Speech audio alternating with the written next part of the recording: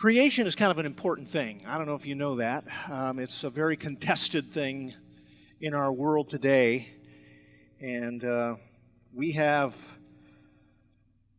what the world has attempted to do is attempted to divide us into two camps. And they've attempted to call us the scientific camp over here that believes in things that are true and real, called evolution and science, and so on. And then they try to divide us up into the other world over here, which is religious by blind faith. And what they've tried to do is they try to say, you Christians don't believe in stuff that's real. It's kind of epitomized in a cartoon that I looked at last week, in which there were two people debating. It looked like Ken Ham and Bill Nye. But over here was Bill Nye, and next to him was these stacks upon stacks upon stacks upon stacks, all the way over to the end of the cartoon of research papers. And over here was Ken Ham with a Bible, and that was it. And Bill Nye was saying, look at all the 150 years worth of research that we have on our side. And Ken Ham was over here saying, and look what we have on our side. And that's the way the world tries to paint Christianity and those who believe in creation. But it's not that easy. It's really not that way. Because, let's face it, up until 150 years ago, 98% of the world were creationists. The most brilliant scientists in the world were all creationists. Most of the incredible breakthroughs in science have been because of creationists. And then 150 years ago, this guy named Darwin. He didn't create anything new because, people had kind of believed that over the years. But what he did is he developed it into a cult following is what he did.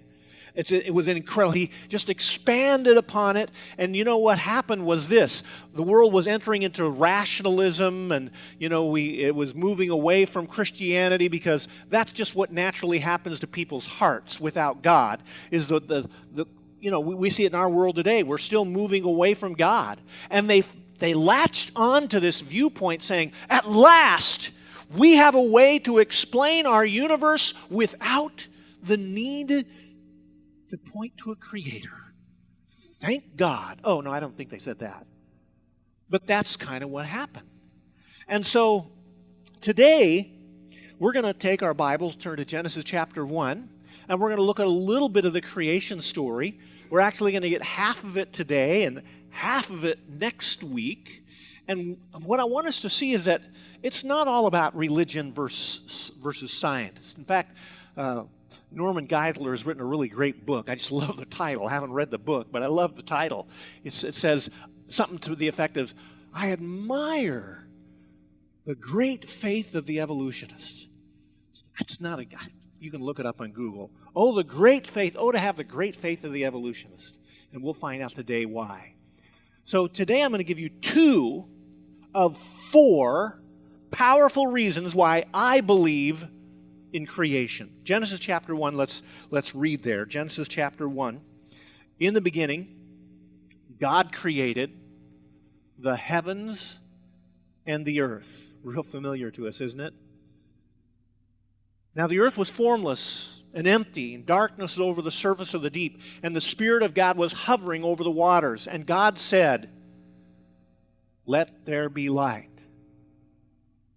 And amazingly, there was light. God saw that the light was good, and He separated the light from the darkness. And He called the light day, and the darkness He called night. And the evening and the morning were the first day. Let's pray. Father, as we look at creation, and we recognize that creation tells us that there's a creator, I pray that today we would look deeply, scientifically, philosophically, and reflect on whether truly there is a creator and whether He is created. Father, we believe You are the great creator. In Jesus' name. Amen. Boy. Something's like indigestion there. Talking about fasting this morning must have given me indigestion. In Sunday school, okay. We'll see if we can get past that. Get the adrenaline going. You know what happens when you get the adrenaline going? Everything else falls away, right? I want to tell you a little story about Sherlock Holmes and Dr. Watson. You guys know who they are, right? Absolutely. Well, Sherlock Holmes and Watson were on a camping trip. And they set up their tent, and they fall asleep, and after several hours, Sherlock Holmes wakes up. And he turns over and he shakes Watson. He says, Watson, wake up. And Watson's a little groggy, and faithful friend wakes up, and Sherlock says, Watson, look up into the sky and tell me what you see. Watson looks up. Sherlock Holmes is very perceptive. And so Watson wants to be as perceptive as Sherlock is. And Watson says, I see millions of stars. And Sherlock says, well, what does that tell you then? Watson ponders for a minute. And he says, astronomically, it tells me that there are millions and millions of galaxies and potentially millions and billions of planets. Astrologically, it tells me that Saturn is in Leo. Time-wise, it appears to be approximately 3:15. Theologically, it is evident that the Lord is all-powerful and we are small and insignificant. Meteorologically, it seems that we will have a beautiful day tomorrow. What does it tell you, Sherlock? Sherlock is silent for a moment. Then he speaks. Watson, you idiot. It tells me that while we were sleeping, someone stole our tent. Someone stole our tent while we were sleeping. Well, someone stole our tent while we were sleeping too. For thousands of years, it seemed self-evident for the vast majority of mankind to believe that the universe was created by God. Even the most primitive of cavemen that evolutionists point to as being our precursors have believed in a creator. Certainly, there are always those who were skeptical. There's no question of that. But it was not until, as I said, 150 years ago or so, that a man named Darwin, who was raised the son of a preacher, did not appreciate the teaching of the church. And you know, this is kind of a theme throughout the years through our modern society. We have the same issue with some of the other things. Karl Marx, the founder of communism, I believe, was raised the son of a preacher. And many people have not appreciated the teachings of the church, and they've said, I don't like what the Bible teaches. I want to find my own way in life. And he took it upon himself in looking upon and observing the natural world, a very astute observer, to establish a novel alternative model of origins. How did we get here without God? Is his question. Is it possible, in looking at origins, that we could have gotten here without God? Well, it took time, but the world, steeped in skepticism, embraced Darwinism, and Christianity became despised by the elite, and Darwinism eventually has become the majority academic view. While we were sleeping, someone stole our tent. Well, today, we want to give you your tent back. Now, interestingly, both Darwinists and Christians look up at the same stars. But what we see in them is something altogether differently, astronomically, astrologically, meteorologically, and theologically. In a lot of these cases, we're just worlds apart when it comes to ultimate origins. And it's my goal during our time together, during this 1 hour together, to get you begin thinking, and maybe you already are thinking. I'm sure most of you are already there, but I want you to think anyway. Think deeply about the evidence for biblical creation. You know, I find it very easy to poke holes in evolution because to me, it's a very easy thing to poke holes in. I find so many holes in evolution that it's got so many gaps and so on that for me, I don't understand why anybody believes it. It's actually a little tougher to make the case for creationism, because now you're not trying to disprove something or lampoon something. Now you're trying to say, this is what we see in the natural world, and this is why it proves creationists. Now, I know you've been told that there isn't any evidence for creationism if you've been to school. And I know you've been told that the emperor wears no clothes and all that good stuff, but I'm here to tell you that's just not true. That just ain't so. It turns out that the reason that they say the emperor has no clothes is because the evidence is not presented, typically, in a classroom setting. And they say, there is no evidence. And what do? We say, I don't know where to look for it. I don't know where to find it. Well, today I'm going to give you some of the most powerful evidence for creationism. There may be more powerful stuff, but I don't know of any of it. Today, two of the most powerful evidences for creation. I'm going to present to you evidence that most people don't get to hear. It makes sense that if there is a God, and if He is almighty, and if He truly created, there ought to be some evidence of that, huh? And there is. So today, as I said, we're going to give you your tent back. Now, I don't know, maybe you don't like to go tent camping, but that's okay. You know, maybe you're more into the RV stuff, or maybe you like hotels or whatever, but whatever, we're going to put a roof over your head or something. So here we go. The first point, and you'll see it in your notes, is that design points to a designer. This is one of the powerful arguments of creationism, of Christianity.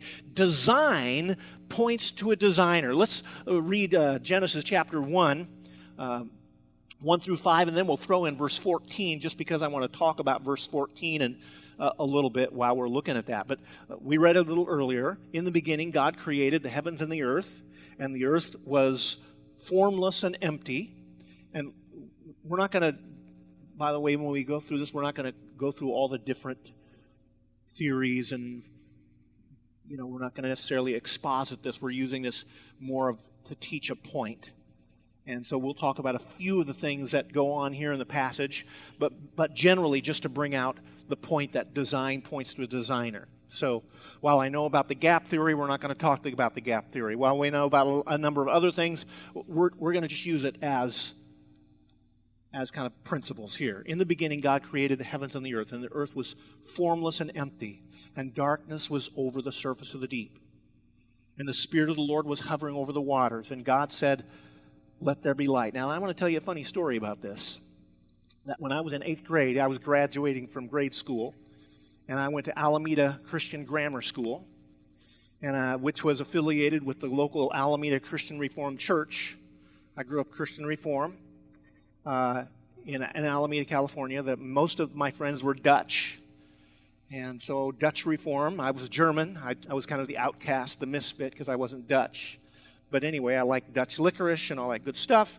But here we were. It was dark in our sanctuary. The sanctuary could seat at least double this, maybe more than here. Alameda's a much bigger town than we are.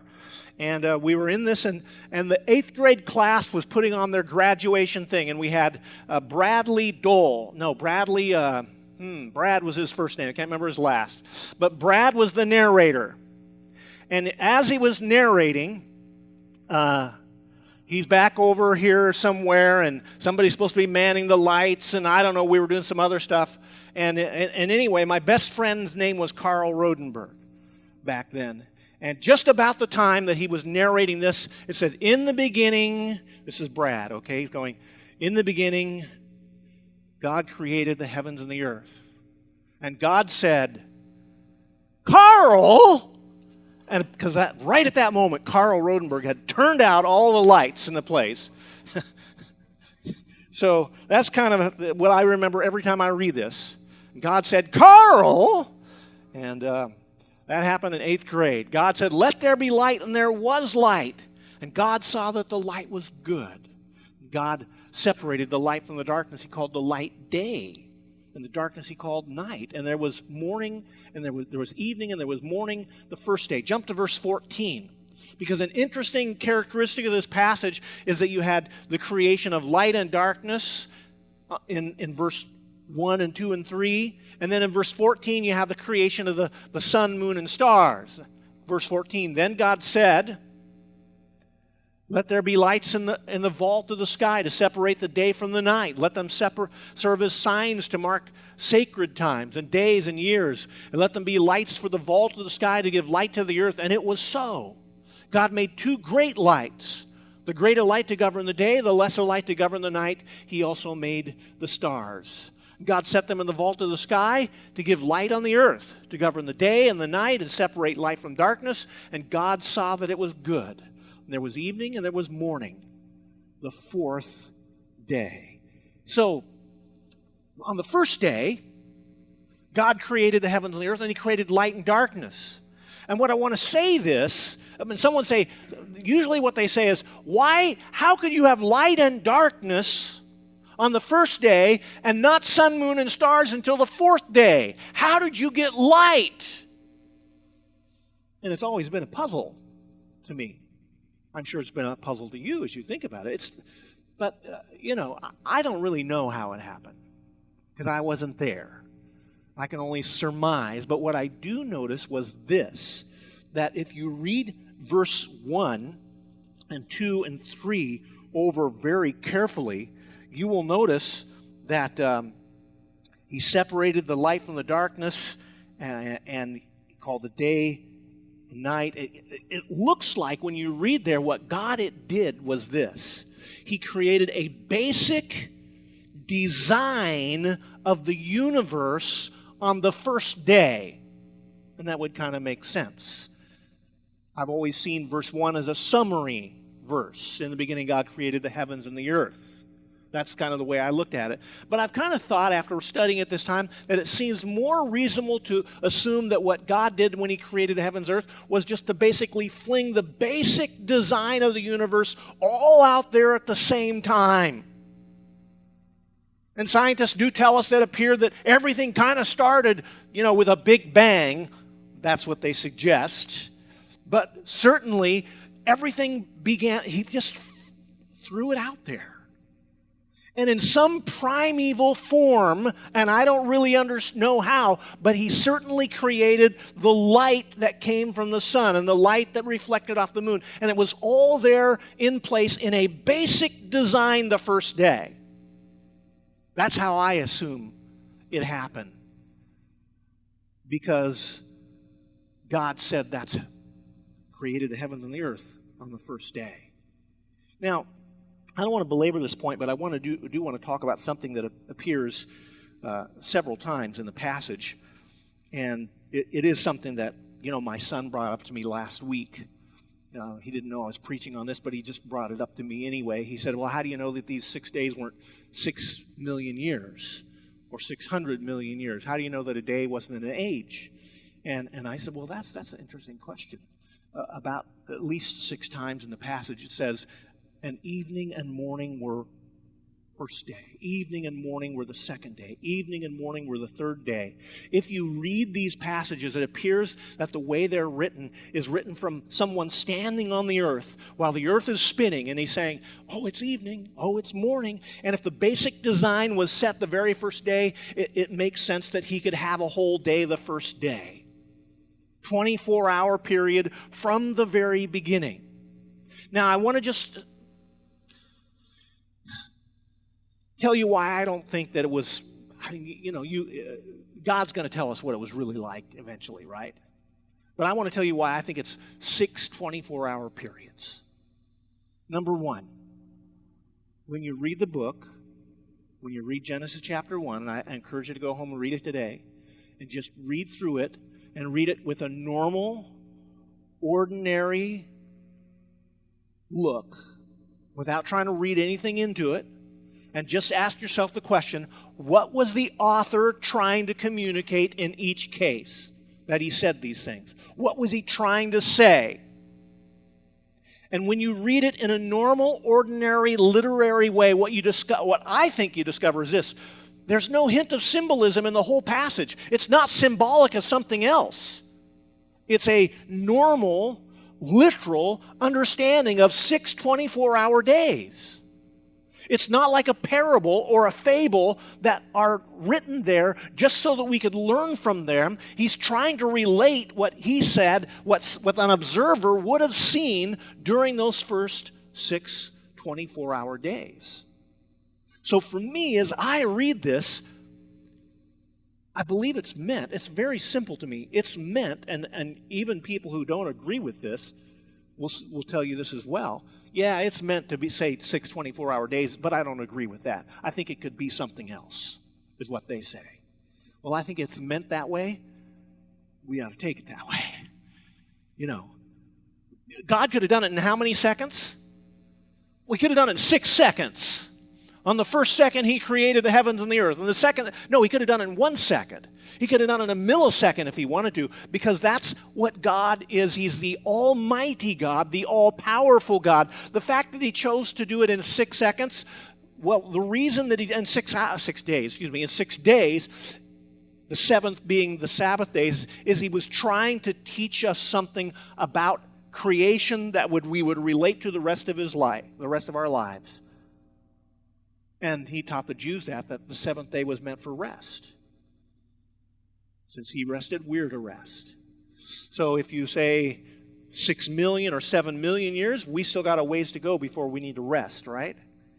No rest for the wicked. So God is that powerful, he can do what he wants to do. But I want to move away from that, and I want to talk to you about the importance of design in these verses. Because what we're saying is in these verses, God put the basic formation of the universe into place in verses 1, 2, and 3, and he spun it all into place. He put it there very carefully as a matter of design. Now, does the universe, here's our question, does the universe have the appearance of design? And if we see something with the appearance of design, does it necessarily mean that there has to be a designer? Well, the answer is no. There doesn't necessarily have to be a designer. Every once in a while, something weird happens that you say, "Oh man, I see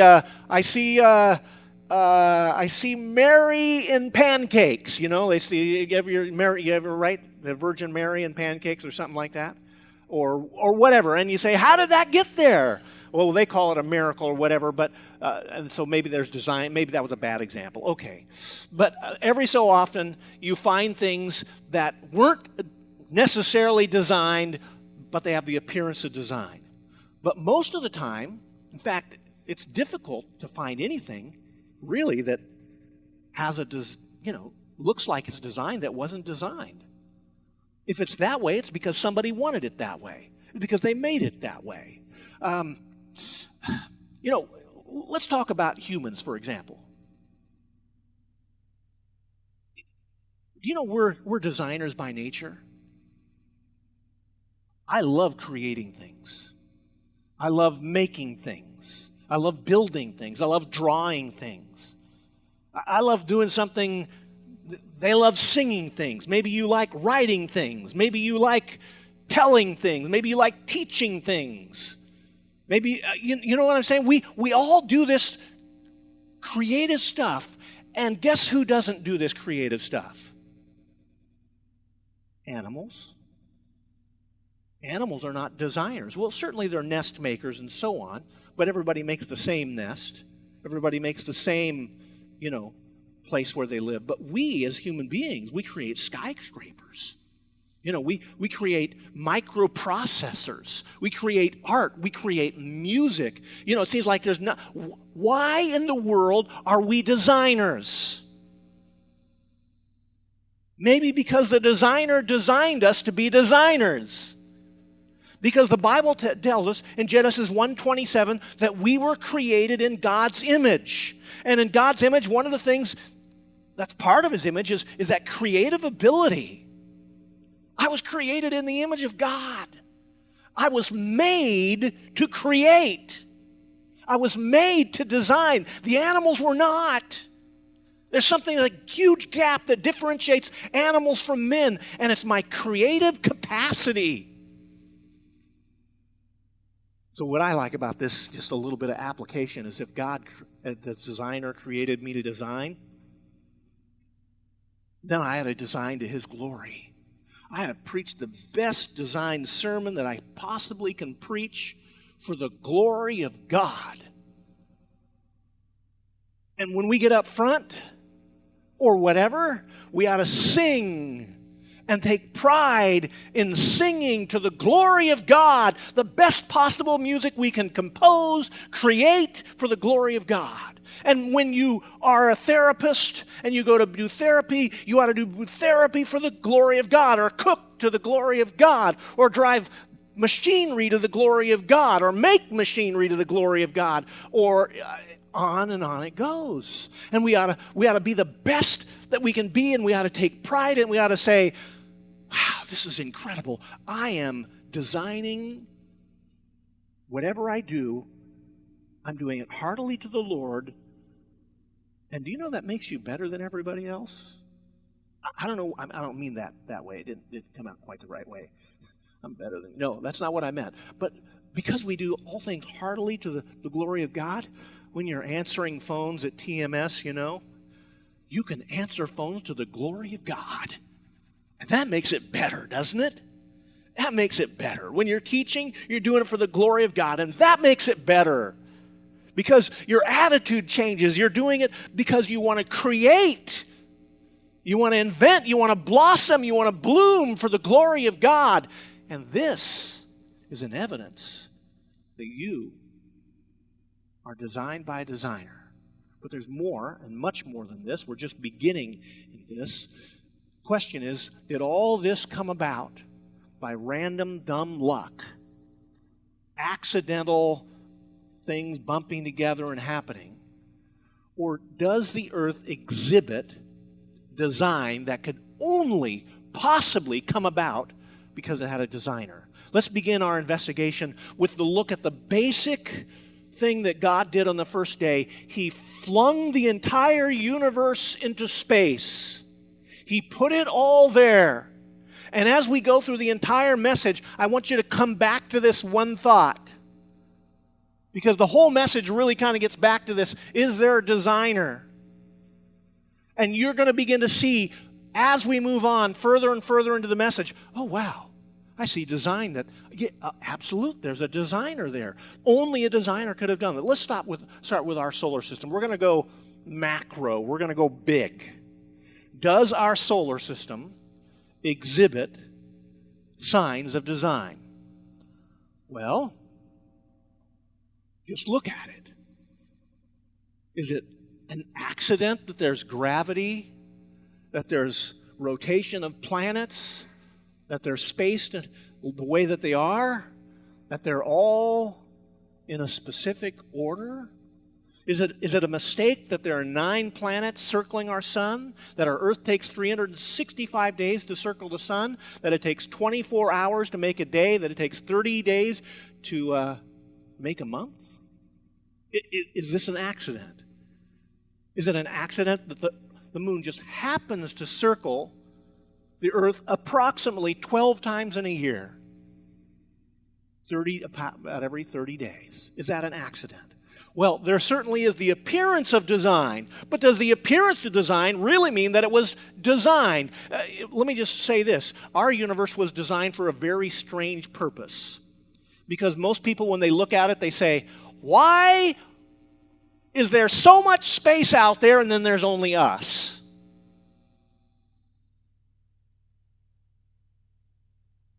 They've been looking for extraterrestrial space for years now with SETI. You know what they found?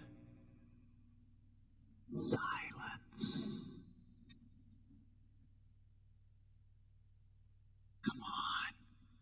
With all the universes, with all the galaxies, with all the solar systems, there's got to be something else out there, doesn't there? So far, I predict. Ooh, careful when you predict. It's not going to change my theology to find something else out there, by the way. But I predict they won't find anything else.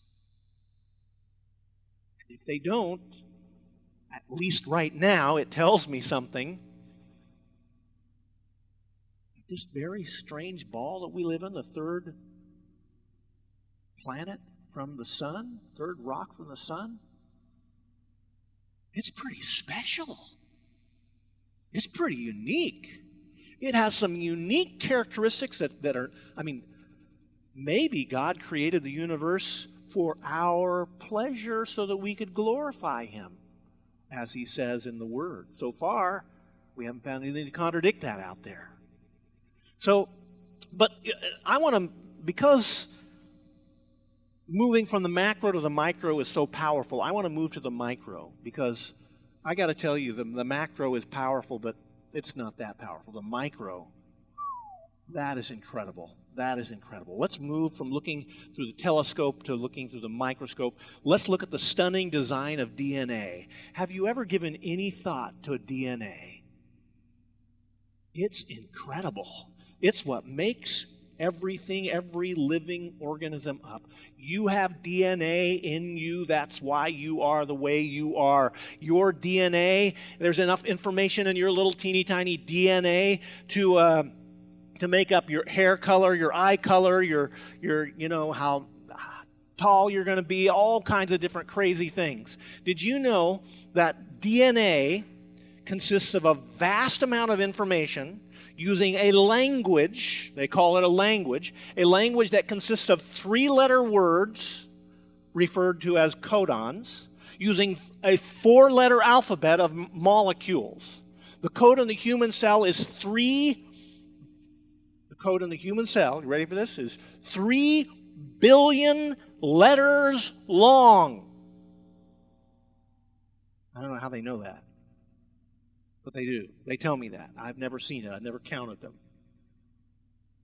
Every time a cell divides, the DNA reproduces itself in about an hour, all 3 billion letters long, in near perfect accuracy. In fact, the process even includes, they tell me, a proofreading function to make sure it's accurate. Isn't that incredible? That's a big alphabet. Human DNA, like I said, it contains all the information needed for your body. Your DNA is made up of 23 chromosomes from your mother and 23 from your father. That's what makes you unique. Amazing. So, when they talk about evolution, it's not a simple thing. You don't just evolve a male and a female. Okay, you got to do double the evolution when you have a male and a female, right? But it's not that simple. You got 23 chromosomes from each. You got to do 23 plus 23. You got to get them right. And there's much more complicated than this. Okay, so I want you to think about this. Do you think it's possible for a book, the book of life, DNA, the size of 25 trillion paperback books, that's how big it would have to be, to come into existence by chance? Do you think, okay, here we go. I have this color book here. I brought this beautiful history of the world here. This is an incredible book. This goes through a timeline of the entire history of the world until they stopped making, obviously it doesn't go as far as, our latest president and so on. But look at these colors. We got greens and reds, and we got some blacks and blues and some other stuff. Do you think it's possible that all the molecules necessary for this book to come together could have just fallen from the sky to come together to create the binding, the cover, the paper, the reds, the greens, the blues, and to come together in some miraculous way, randomly, just kind of fall from the sky to create this book? Do you think that's a possibility? It's not. There was some people that researched this book, and these guys put it together. They took a long time. They had some artists get together, and they colored it, and they did all kinds of things. They put it on a computer. They made this book. It was the process of design. And this book, it would take probably 10,000. The DNA is probably 10,000, has 10,000 times the information that this book has. Do you think that it's possible for the Book of Life DNA to have just fallen from the sky, randomly bumped together, and somehow come together in a process that would have created the Book of Life? I just don't think it's possible. I just don't think it's possible. It couldn't have happened. For that matter, it's not possible for 1 million monkeys typing on 1 million typewriters for 1 million years to write Shakespeare. It wouldn't happen, would it? Why? Because to come across with something coherent, something designed, you need a coherent designer. They may have accidentally put a couple of words together, maybe, over the course of 1 million years. But accidental things do not make design, typically. Think of this. Everything in your body is controlled by 3 billion of these genes. The amount of information stored in a single nucleus is like 1,000, equal to 1,000 encyclopedia, each with 1,000 pages. Multiply that times your body's 10 trillion cells. How could a particle smaller than dust have enough knowledge to multiply into a trillion-room skyscraper? That's our body. A trillion-room skyscraper. Know the color and shape and size of every room, its plumbing, wiring, and every speck inside of it. That's your DNA. If we came, now think about this, if we came about through chance, through a single-celled organism, you would have to add 1 chromosome per year for 6 billion years. Every one of them would have to be placed exactly right, in the right order, at the right time, at the right place, without one mistake, in order to have a human being. In other words, the chances of that happening are 0. Right? The chances of this happening are like the likelihood of a male swimmer called Gene setting off from England and hoping to meet a female swimmer from the U.S. in the middle of the Atlantic Ocean without a GPS system, without food, without shelter, without anything. And then once they meet, they would have to catch food and reproduce, or else they would perish. At least in our illustration, Gene kind of knows where the United States is, and at least can maybe head there. But that's about as close as we're going to get. In other words, design requires design. One of the main points of creation is this. In the beginning, God designed the universe. There's such incredible design in this universe that it could not have been done without it. And this is going to be seen more fully in our second point. Oh, wow, we got one more point left, don't we? Our second point, called fine-tuning. Fine-tuning requires a fine-tuner. Now let's take your Bible again and look at the book of Genesis. And in Genesis chapter 1, verse 6, God said, "Let there be a vault between the waters to separate the water from the water." So God made a vault in the heavens and separated the water from under the vault from the water above. And it was so. And God called the vault sky. And there was evening and there was morning, the second day. And God said, "Let the water under the sky be gathered into one place, and let dry land appear." And it was so. And God called the dry ground land. And he gathered the waters called seas. And God saw that it was good.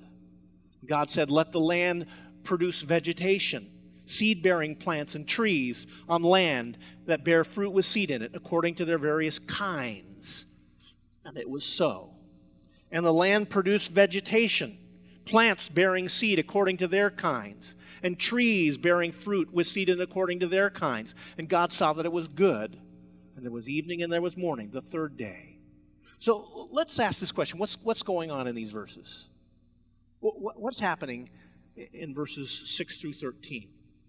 What God is doing here, among other things, is He's preparing the earth for life. He's preparing it for human habitation as well as the habitation of animals and so on. He's making it so that the earth would be livable.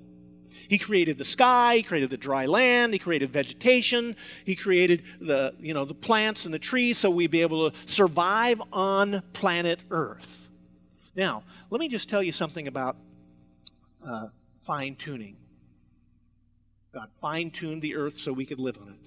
There's actually it's fairly new because we didn't find out about fine-tuning until science found out these secrets. But the more secrets we find out that science tells us, the more we realize that the universe is fine-tuned for our existence. The universe is amazing in its bigness. They've even found a planet which is racing through the galaxy at 67,000 miles an hour. That's pretty fast. Would you like to be on that planet? Whew, fasten your seatbelts. It's rotating at in most places at about 1,000 miles per hour, 750 miles per hour at the equator, about 1,000 and something, I think in New York or something like that. So people there are dizzier than they are here. So that is why, again, I say you should be wearing a seatbelt. Now, here's where we get into fine-tuning. Imagine that the things, in order to make the universe habitable for human beings, imagine that the conditions are like dials. Imagine that you're in the control room of the universe, and there's a whole bunch of dials there, and these dials are tuned to astonishingly precise values. A value that falls at exceedingly narrow life-permitting range. If one of these dials is off only by a hair's breadth, there's no life. No life at all. It is the end of life as we know it. No life could exist anywhere. Sustaining life, by the way, is more difficult than you might think. The Earth receives about 99% of its, there's the Earth, that's us, 99% of its energy from the sun. The sun converts for us 4 million tons of energy every second, and over an 11-year period cycle, output varies less than 0.1% at a distance of 93 million miles from the sun. Did you know that if we were at 92 million miles, there would be no life on planet Earth? If we were 94 million miles away, there would be no life on planet Earth. That's one of those dials. Amazing. We just happen to be in the right place at the right time, right? Fine-tuning. Now, the Earth is unique from all other planets, and the Earth tilts at a 23.5 degree angle. Other planets in our universe, straight up. Earth tilts. Other planets, straight up, right? Earth tilts. Isn't that strange? Why would we tilt and why wouldn't the rest of them tilt? Well, it turns out that if it didn't tilt, that one side would be like the dark side of the moon. It would never see the sun. Now, it turns out that this 23.5% tilt of the Earth is due to two things. It tilts 40%. The reason it tilts is 40%, this is what they tell me, 40% of the tilt is due to the gravitational pull of the sun, and 60% is due to the gravitational pull of the moon. No moon, no tilt. We got a problem here. It turns out that the pull of the moon allows the Earth to sustain life. No moon, no life. Which raises the question of how did we get our moon? Why do we have a moon? Oh, other planets have moons, don't they? Sure they do.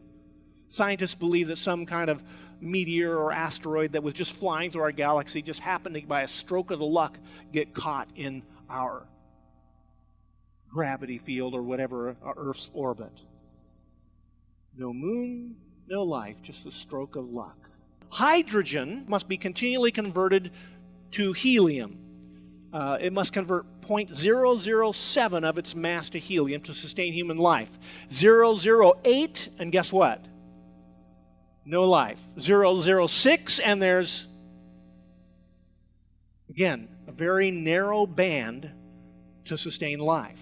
Our planet is just the right size to possess oxygen in rich atmospheres. If you were to go to one of the bigger planets of our solar system, they can't hold oxygen because their gravitational pull is too heavy. If you go to the smaller planets in our system, they're too small. And it creates problems. You just had to have the Earth just the right size. I wish I could tell you more. There are so many more that we could tell you about, but I'll tell you one more.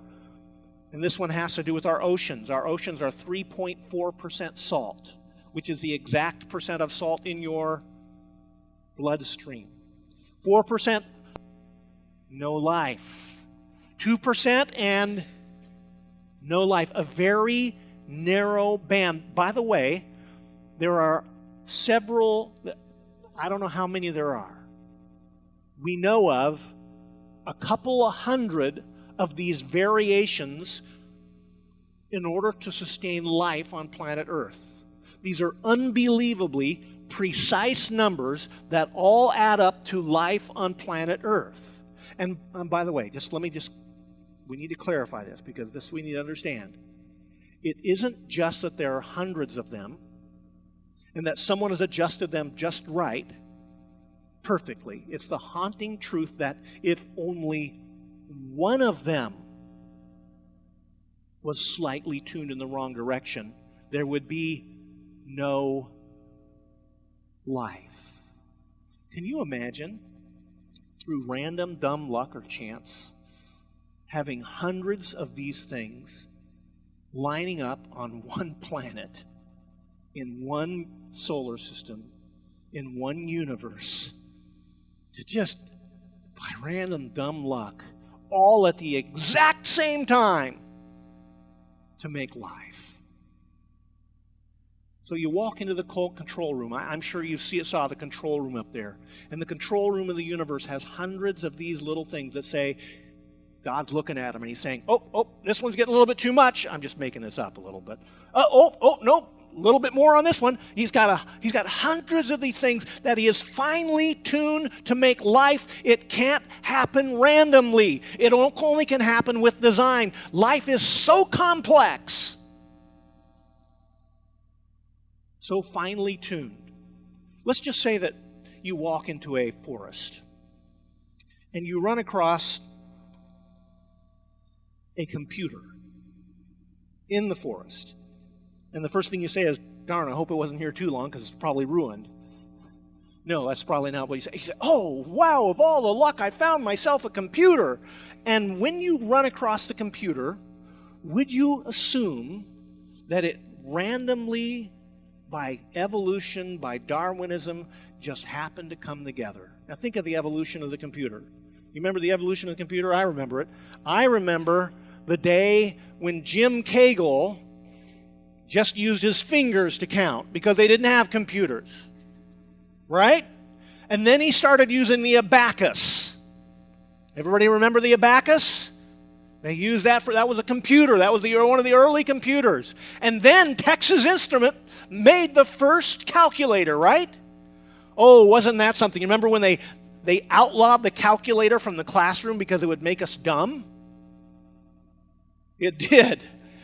Now, and I don't have mine here. Now we have the smartphone, which is a computer. It's incredible. The evolution of the computer, it didn't happen by random dumb luck, did it?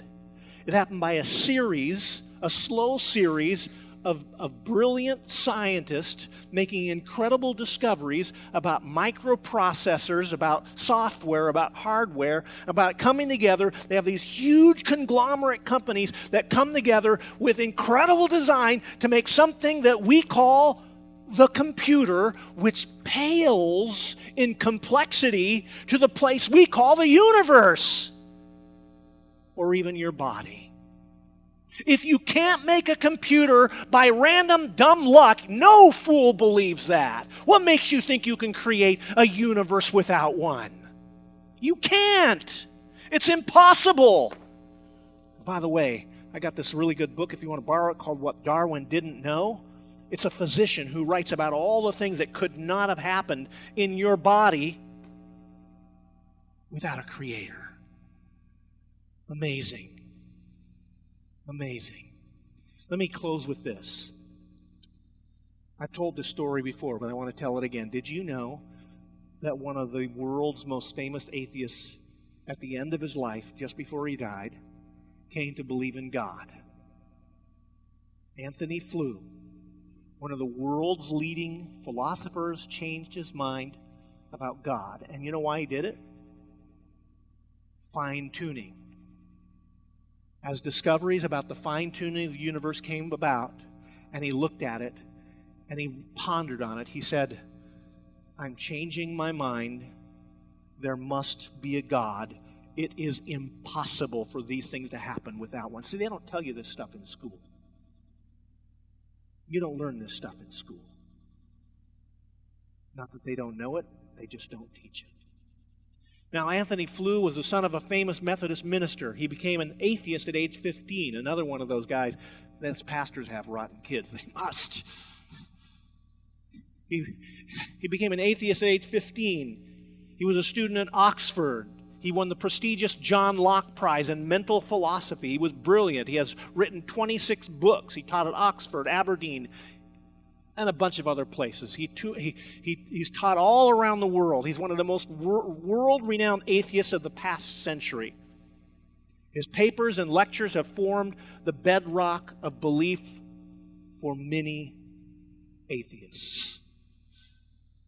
And then there came the day when the rumors went circulating and Flew let the world know that I have simply changed my mind about how the universe came about. Now, don't get me wrong, he didn't become a Christian. He became a deist like Thomas Jefferson. He believed that God created the world, wound it up, and let it go. But comedian Jay Leno, he said something like this. He suggested a motive for his change. Of course he believes in God now. He's 81 years old, about ready to meet his Creator. Listen, science is on the side of creationism, not against it. It is impossible to explain the origin of life without a creator. We believe that in the beginning, God created the heavens and the earth. Do you? Have you come all the way to saying, not only do I believe in fine-tuning, that a design needs a designer, that a fine-tuning needs a fine-tuner, but there is a God and I believe in Him and I trust Him as my Savior. One of the things that creation shouts is you need Jesus, and you need Him today. Let's pray. Father, help us to find you. Help us to know you, we pray. Help us to understand that the universe shouts to the glory of God. The firmament demonstrates your handiwork. And help us to glorify you as well, in Jesus' name.